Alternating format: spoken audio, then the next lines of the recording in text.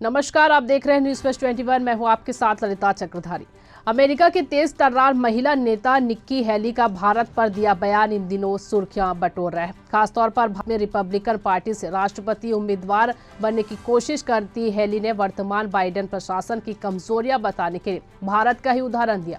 उन्होंने कहा कि भारत अमेरिका के साथ पार्टनरशिप चाहता है, पर यह भरोसा नहीं कर पाता कि यूएस संघर्ष में जीतेगा ही।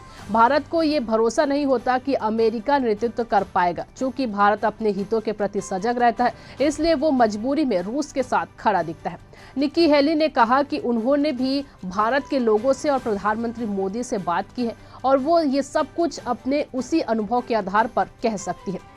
याद हो कि निक्की हैली दरअसल भारतीय मूल के ही अमेरिकी नेता और पूर्व में ट्रंप प्रशासन में अमेरिका की संयुक्त राष्ट्र में राजदूत रह चुकी हैं। उसी दौरान भी हैली के तेज तर्रार व्यक्तित्व ने दुनिया का ध्यान खींचा था और चर्चा ये भी चल निकली थी कि ट्रंप के व्यक्तित्व के परेशान लोग हो सकता है अगली बार राष्ट्रपति चुनाव में निक्की हैली पर दांव लगाए।